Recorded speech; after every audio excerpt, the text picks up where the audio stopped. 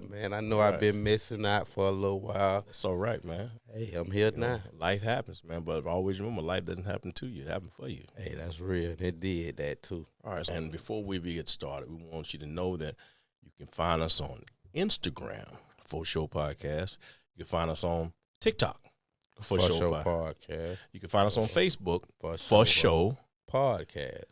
You can also find us on YouTube. Comment and subscribe. Yes, please comment and subscribe. So we're going to roll into our first clip. This is Charleston White. Charleston White got something to say, too. They feel make them right. You have a right to your feelings, but your feelings don't make you right. So most people process their reason and their logic from their emotions, not from facts and what's true. Based what they think is logical and reason from what they feel. No intelligent person does that. That's a real statement. Yeah, how could I do that? We used to say it all the time. We always refer to the chain gang because that's, we've been there. There was this phrase they used to say, your feelings. Damn. You feel. Feelings and emotions ain't got nothing to do with this. What was we saying? Damn. What was we saying? Man, it ain't got nothing to do with how you feel. This where you at. This what it is. This what's going to be. What you going to do. You know what I'm saying? So in the same way how they used to say, respect it or check it. You respect it or you check it. What's up? What you going to do? And so the feelings have to go out of the way. And I remember I thought because if I really felt, if I, what I'm saying, I had some emotion to go behind something, what I'm saying, that made it right and real. Just because you felt that way. You can't tell me how I feel. Like, this is how I feel. And I got some good emotion going behind Dead ass wrong. Dead ass wrong. What about you, man? My feelings done got me that way, too. Yeah. Feelings could get you in a situation where you can't get out of that situation, you know what I'm saying? And my feelings have got me in so many different situations thinking I'm right and I'm dead ass wrong. Yeah. Just because I'm thinking that I'm right. And feeling that you're right. Feeling. Yeah.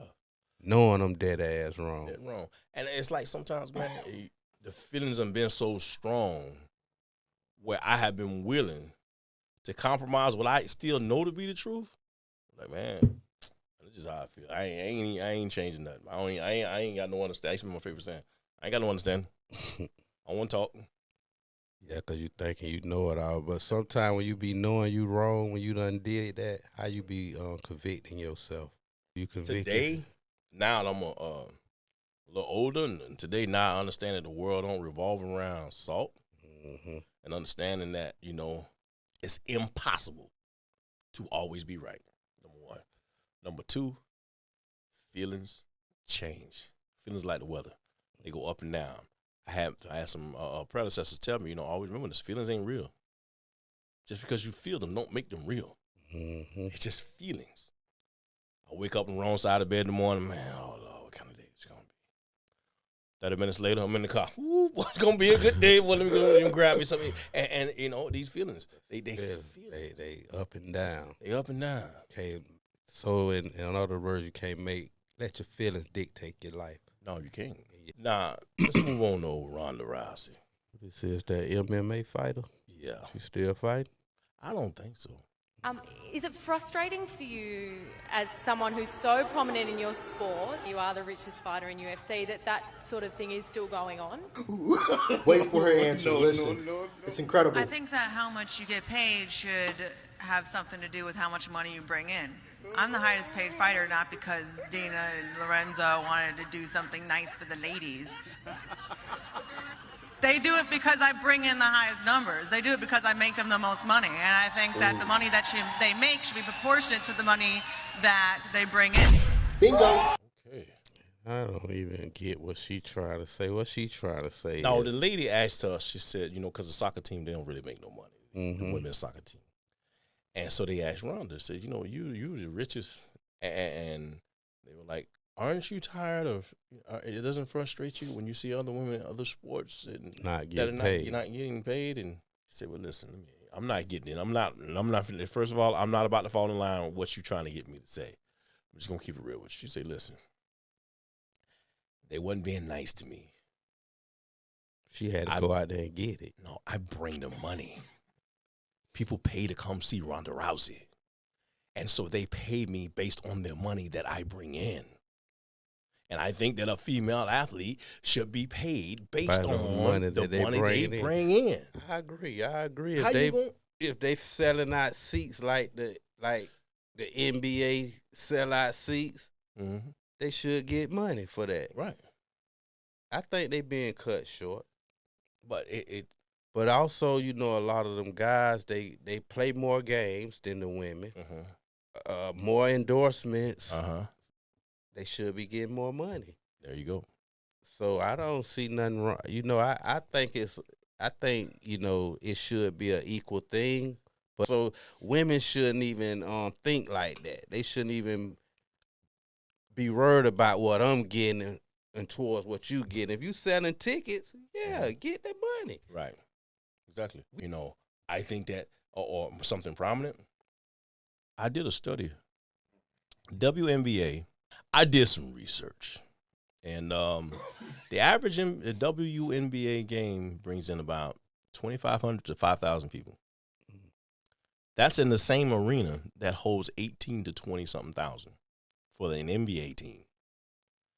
The average NBA game brings in 18 to 20,000 per game, per night. That's what they gross revenue. No, I'm talking about that's the amount of seats that they're that filling. they filling. Okay, right. Okay. 5,000 in the same size arena compared to 18,000, 20,000, 82 times a year. Then you factor in how much the ticket is. WNBA's got to be half the price of NBA. I think WNBA, you can get those tickets for $17, $18, I think. Yeah. Nothing. Free.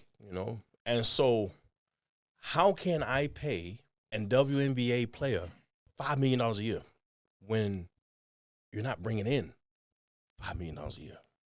Should they advertise them more? They should. It got to be a way. Listen, to get the people in. They've tried everything. They done tried it all.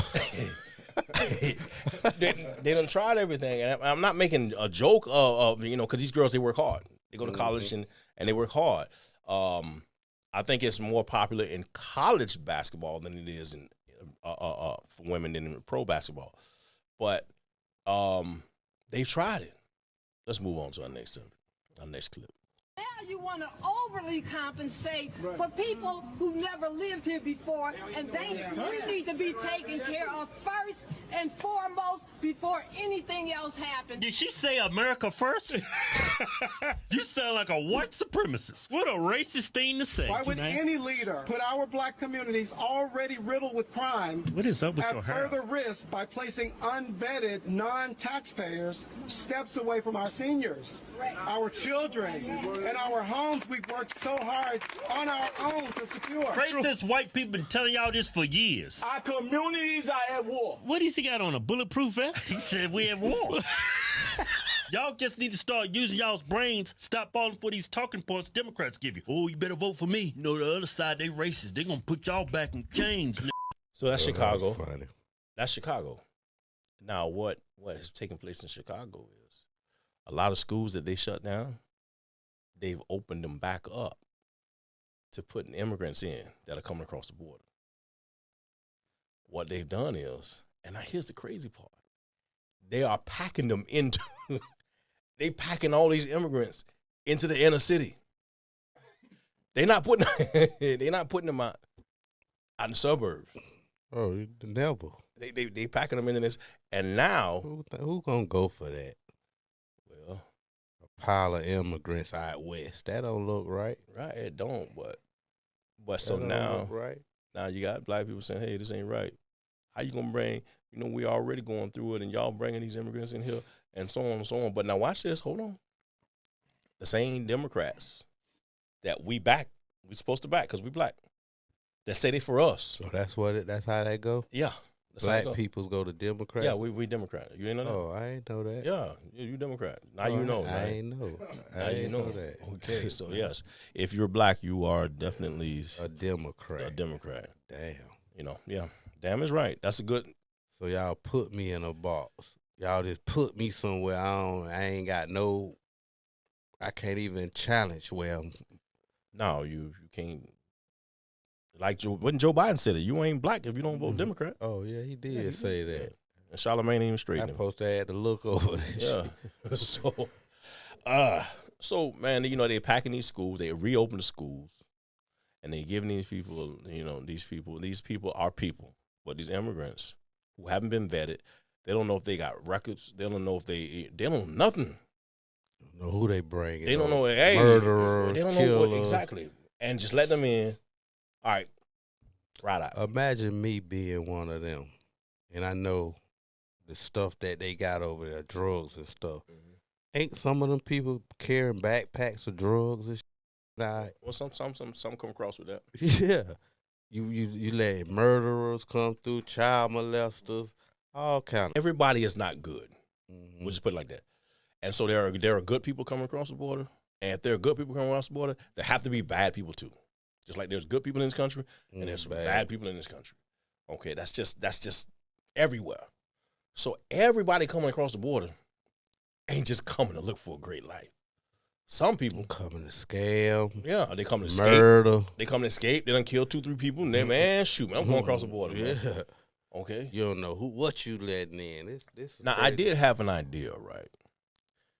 Here's what should be what we get with these countries down in South America, and we start developing a fingerprint system for everybody down there, and create a database, an intercontinental, international, North America, South America database. So when anybody starts making it across these borders, before they come in, I already have a record. We already have a record of them. This will take years to do, but I think we have that. It's called Interpol. Interpol can access fingerprints and that kind of stuff from other governments. Yeah, and that's what Interpol's role is. Right, but down there, since we are a country that welcomes people, we have no problem welcoming people. But we want to get these countries where everybody's coming from. We'll give you money, but we're tired of bringing in undocumented immigrants.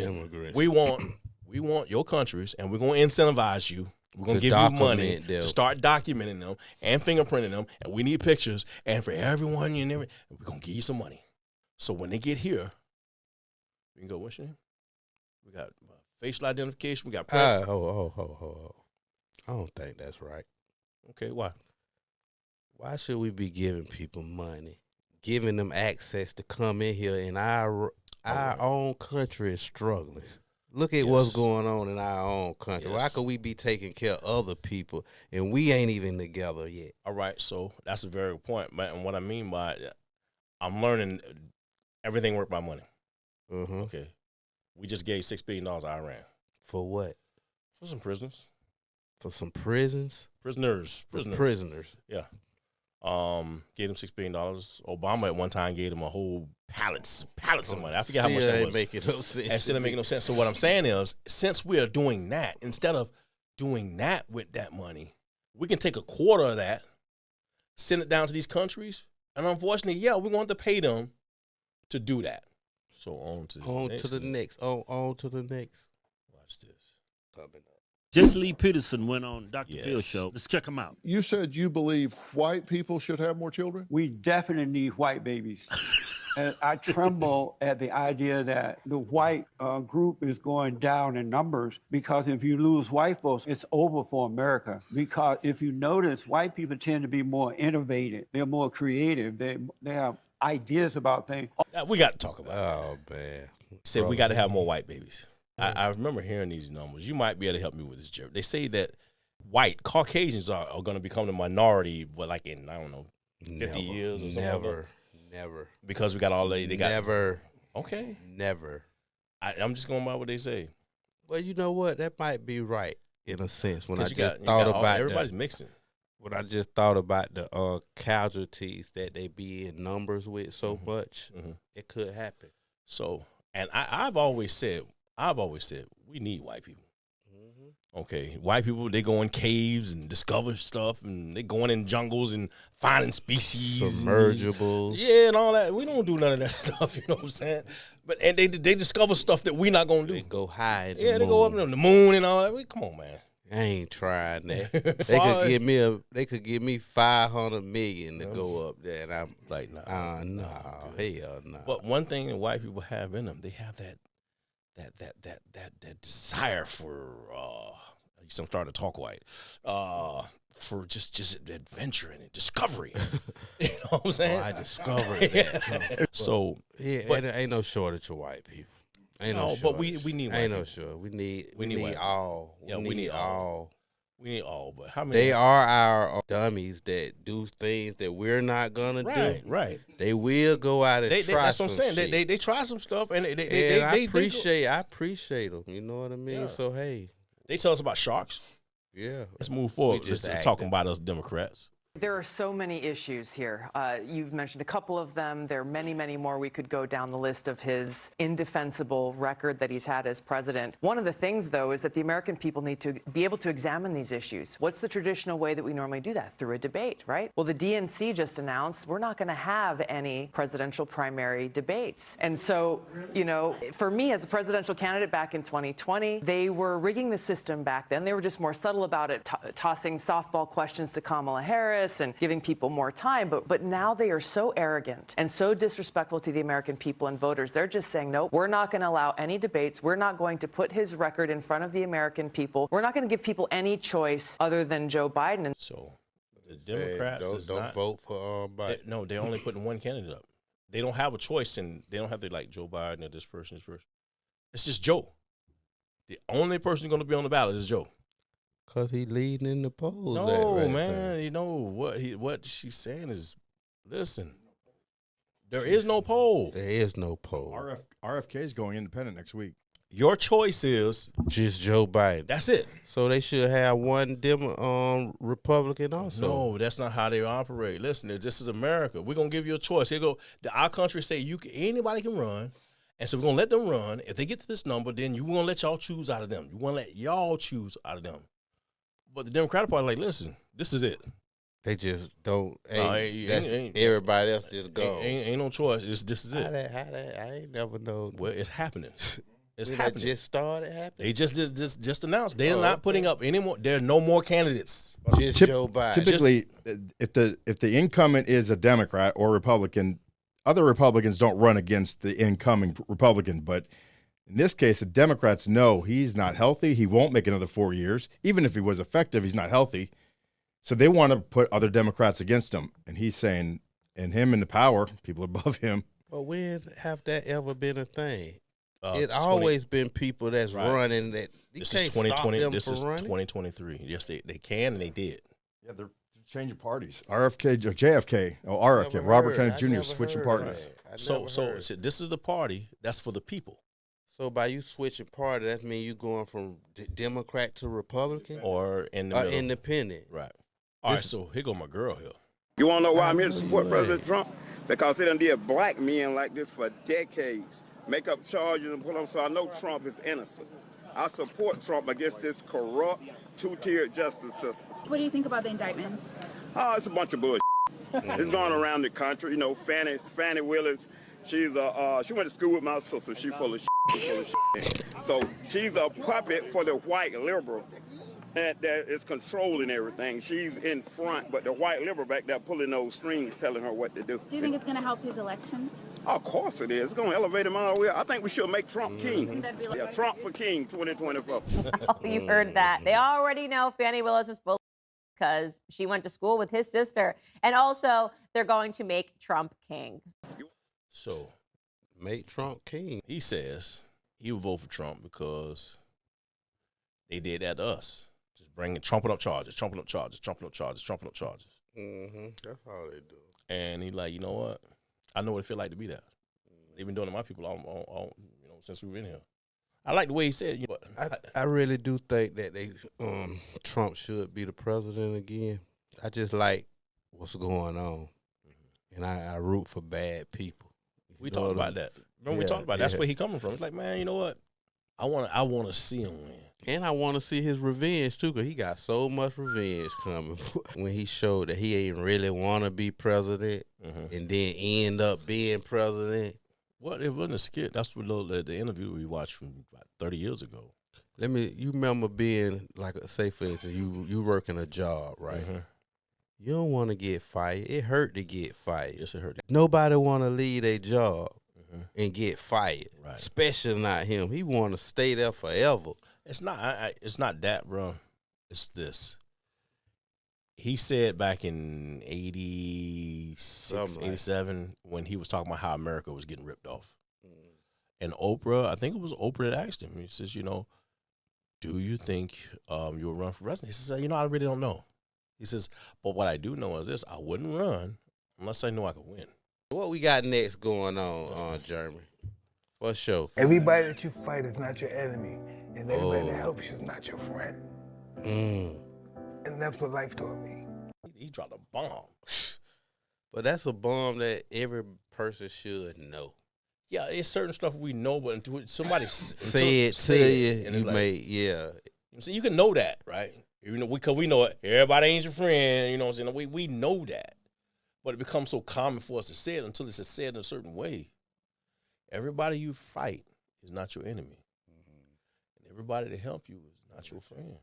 Some people just befriend you just to pull your ass down. Yeah, just to pull you back down. That'd be the devil working, ain't it? Yeah, you can call it the devil. We blame the devil for a lot of stuff that ain't got nothing to do with it. That's just you, man. That's real. That's just you. I take that. Okay, I'm just saying. So let's go on, sir. Let me first state the obvious. No man should put his hands on a woman. We desire protection, but sometimes what we don't understand is that true protection comes with a level of control. So that's the women we need in this world. No, man. She's talking about, you know, black women saying they ain't protected. I get. I You know what I'm saying? she said. It's like, so when I hear that, she said, and it's something that she understood. She said, Claire, to be protected comes with a level of control. Why you want to know who I'm with? Why you want to know where I'm going? It's not so on you. I don't need you. You trying to control me? No, some women think it's control, but it's really not control. It's control. It can be, but it's good control. It's good control. I get it. I get. And it's like, how you gonna tell me? And then you call me on them. Oh man, these people done jumped on me. This you shouldn't have been there. If you why was was you to me there? the first time? Why was you with her? I've been told and I you done about told this. you. This person ain't. You ain't got no business over there. And so now I gotta come and get in the middle of something, or I gotta roll up, and all these cats are on. What he supposed to do? What he rolling up for? Well, I'm rolling up to try to get this woman out of this situation she don't put herself in. When if she allowed me to have just a little bit of control. When I've been in that situation. Wow. You know what I'm saying? So the way she broke it down, like, you know, like a bodyguard. You know, the president, we have to leave right now. And they don't ask him after that. They put a hand on the arm and they move him. Gotta go. This place isn't secure anymore. We gotta go. Okay, who are you going to? Matter of fact, you don't get to tell us where you're going. Here's your schedule for the day. This is what you're doing at 9 o'clock. Then at 9:20, you're gonna do this, and that, and so on and so on. And you're gonna be here. And when you get here, you're gonna stand here because here's where your protection is right here. There's a point of sight right here. Control. Control. And it ain't like you trying to get her the wrong idea or the wrong. No. Just listen to what I'm saying, baby. Just listen to what I'm saying. Especially when you talk about control and you want that protection. So the way that it can be said, we could probably gain that control to really be able to be a protector. That's true. And I don't, now we're gonna broaden this out. I don't think this is just for black people, but I'm just saying I've seen it in my culture. I've seen it throughout my life where it's like, man, are you wearing this and you wearing that? You going here and you going there, and on. On to the next one, Jeremy. I think a lot of black people can't help but wake up right now when it comes to politics. Let's be honest. If the Democrats were for black people, wouldn't black people be doing a lot better up under Biden than they were Trump? Well, this shows that the opposite is true. Think about it. The rent is up 18%. Groceries are up 44%. Gas prices is up 39%. Grain is up 29%. Interest rates for you to buy a house, 7%. All these things hurt the average American. Americans are running out of money. Look at how we grow up. I haven't seen much change. I think it's getting worse. Start voting with our mind, not with our emotions, not with our race. Because we've been tricked the whole time. I'm always say that. We've been being tricked for decades. Do you think it matter who we vote for the far as if it's a Democrat or a Republican, do you really think that it's gonna change something for the better for you? Like, if Trump was here, he probably did something to help. Now that Biden's here, it ain't did nothing for you. I've tried to look into unbiasedly to try to see what you seen nothing. Nothing, man. I don't know. See, I really can't see nothing out of nobody that done to me. Even if it did, you know what I mean? Even if it is helping me some kind of way, I still don't see it. Right.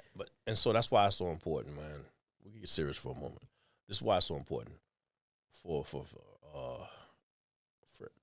black people to learn a little bit about politics, learn a little bit about what's really affecting us and what's really not. Why should it be about black people? Okay, because we're the ones right now who have been being tricked for our votes and being told that we're liberal, and they get our votes because our votes do matter. It is why the world is so damn divided. The world is divided because we're divided even within ourselves. It's crazy that you keep thinking about it. You're Democrat and a Republican, and we should be doing it together. It's like, it's crazy. On to the next. Let's go to the next one. Before we started taping, Arian was telling me about how the NFL is rigged and how every year he used to get a script. Yeah. Day one of training camp that would get dropped off at his locker. And you would have to, it was like week 1 you'll do this. Week 2 you're going to have a hamstring injury. Week 3 this is going to happen. Yeah. Week 4 you're going to get 3 touchdowns. And so then you just have to, did you memorize those before the season started, or would you go and rehearse the script before every game? We were really dedicated to it, so it was more so like that's what practice was about. It was about practicing the script. This is what goes on, and this is what we have to do. And this referee is going to miss this call because they hate you and they love the Colts, that sort of thing. WWF, so it's like, yeah, we know what's going to happen, but you still got to put on a show. Yeah. What do you think about it? You think it's scripted? I don't really think it's scripted, but some things I don't agree with. I don't think you can script everything, but you can script some stuff.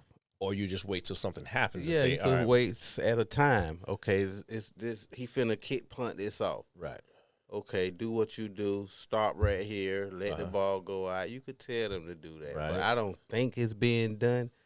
But the only thing I don't like, far as the NFL, with the gloves that he was showing. Yeah, you saw the the gloves stuck to gloves the football. always was skeptical with me. Right. Because it ain't started out that way. Right. Why are you giving them gloves now? Back in the days, them boys had to really go out there and use them fingers. Yeah. Now you using gloves. That's shit weird to me. That's been weird. So it's not really a catch. Not to me. All you got to do is put your hand up. Put your hand in a glove and it's all gonna this stick. plastic where that's use this here. Right. And let's get them catches. Man, it never was that. Yeah. But it could be some scripting going on. I do know where some scripting could be used down in Miami. Dolphins? With them Dolphins. They need some kind of script, man. You hate them Dolphins. No, I'm a Dolphin fan. Oh. After the Cowboys. Mm. Okay. But how you go from a 70-point game, how you go from a 40-0? No, that was us. What's y'all first week? Our first week was 3-0. No, I was thinking about the Cowboys. We went 40-0 against the Giants. No. But how you go from a 70 to a 20 game to getting run through Krakow in the next game? Damn. They just ran through y'all, man. That's football, man. Given Sunday. Given Sunday. Ain't no any given Sunday you getting smashed. Any given Sunday. Anybody could be smashed. Where we at, Jeremy? That's what my purpose used to be, which is such a aim in life. My aim in life, in totality, my whole purpose for existing in life was to be happy. And that's not my purpose anymore. And now? Yeah, my purpose now is to be useful. And so it doesn't make me useful to my wife to shame spiral on some like it makes me useful to my wife to show up for my wife and be stable for my wife. He's speaking his truth. That's his truth. What's your truth? You just want to be happy? Yeah, I want to be happy. Do you want to do nothing? Do you want to help the world around you? You just want to be happy? It starts with me first, so I want to be happy, but I want to help people also. So it still starts with me, So I agree with what he said, but it's still I look at things a different way. That's his perspective. It might take him where he need to go, but may not take me if I'm following his blueprint of what he doing. I gotta follow my own. I love to be happy. But life ain't. I want to be happy too, but life is not about being happy. Yeah, that's what they've been told. That's what they told us. You can read any religious book, and none of them talks about this is the meaning of life, to be happy. You understand what I'm saying? They don't say nothing about being sad either. And that's an American motto in the pursuit of happiness. Yeah, not the guarantee of happiness. Yeah, not the guarantee of happiness, but you're welcome to pursue it in this country. So, like, life is not about just being happy. I like what he said because he said, my purpose is to help. And somebody said, I don't remember who said it, said, if you want to be great, serve people. And the most spiritual thing you can do is interact with people. Great leaders, we talked about this before, and I always mention it, the great leaders, they help people. Happiness is based on what's happening. And everything that everybody's looking for out there is really, it's inside of here. For those that are believers, believes in the power greater than themselves. God never comes looking like God. God comes looking like people. All right, I want to talk to you about these guys here. Suds and Buds. They're not car washers. What are they? They're car detailing. They're mobile detailing. And when I say car, that's putting them in a box. Mobile detailing. Okay. They do everything from cars to trucks, golf carts, boats, buses, semis, you name it. Suds and Buds does it. Okay. They do everything from you got a basic level wash or super level wash to a deluxe wash. All you have to do is book an appointment with Suds and Buds at 954-995-6529. Hey, you tell him for sure told you to come up there, he might give you a discount. No, he will give you a discount. Gonna give you a discount. So tell him you heard us on Faux Show. So my name is good, our name is good. Yes. Suds and Buds. And if you're interested in having a Suds and Buds in your city, you can also call 954-995-6529 for franchise opportunities. Wow. Yes. That's what's up. That's what's up. Suds and Buds, give them a call. They come to you.